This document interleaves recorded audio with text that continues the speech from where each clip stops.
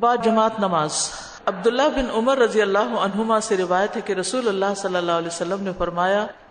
با جماعت نماز اکیلے شخص کی نماز سے 27 درجے زیادہ فضیلت رکھتی ہے، یعنی عام نماز سے اس کا درجہ زیادہ ہو جاتا ہے، اجر زیادہ ہو جاتا ہے، یا دوسرے لفظوں میں جماعت کے ساتھ پڑھی جانے والی نماز 27 نمازوں کے برابر ہو جاتی ہے۔ با جماعت نماز جو ہے یہ جنت میں مہمانی کا باعث ہے۔ نبی صلی اللہ علیہ وسلم نے فرمایا، جو شخص مسجد میں صبح و شام جاتا ہے اللہ جنت میں اس کی مہمانی کا سامان کرے گا جب وہ صبح و شام مسجد میں جائے گا۔ کتنی بڑی فضیلت ہے، اپنے بچوں کو بتائیے اور ان کو ابھاریے اس بات پر، شوہر کو بھی بتائیے، بھائیوں کو بھی بتائیے، والد کو بھی بتائیے۔ نبی صلی اللہ علیہ وسلم نے فرمایا، جو مسلمان مرد مسجد کو نماز اور ذکر کے لیے اپنا ٹھکانہ بنا لے، یعنی نماز کے بعد ذکر بھی بیٹھ کے وہاں کرے، اللہ اس سے ایسے خوش ہوتے ہیں جیسے غائب گھر آئے تو اس کے گھر والے اس کے آنے پہ خوش ہوتے ہیں۔ یعنی جیسے کوئی سفر سے واپس گھر آتا ہے نا تو گھر والے بہت خوش ہو جاتے ہیں کہ شکر واپس آ گئے،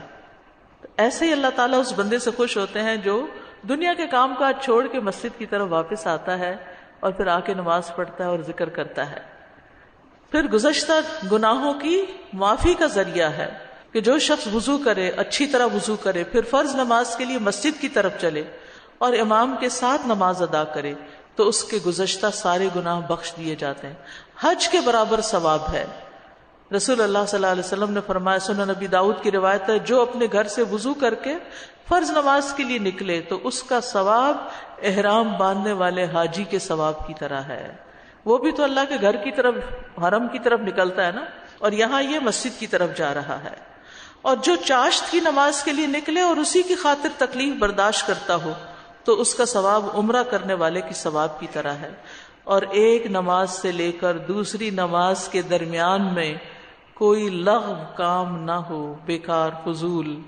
تو وہ علیین میں لکھی جاتی ہے، کتاب مرقوم ہے نا، وہاں لکھے جاتے ہیں اعمال۔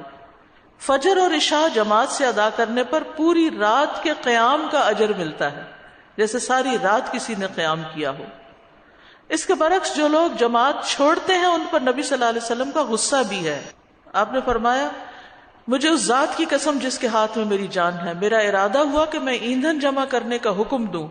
پھر نماز کے لیے آذان دینے کا کہوں، پھر امامت کے لیے کسی اور کو کہوں، اور میں ان لوگوں کے پاس جاؤں جو جماعت میں شریک نہیں اور ان کے گھروں سمیت ان کو جلا دوں۔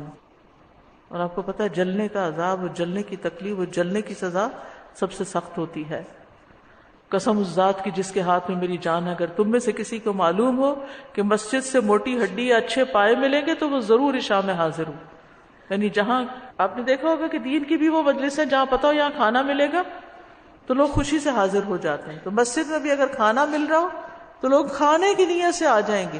لیکن نماز کا جو اجر و ثواب سمیٹنا ہے وہ ان کو نظر نہیں آتا، اس لیے اس سے سستی کر لیتے ہیں۔ باجماعت نماز کی اہمیت کا اندازہ اس سے بھی ہوتا ہے کہ حالت جنگ میں بھی باجماعت نماز ادا کرنے کا طریقہ سکھایا گیا ہے۔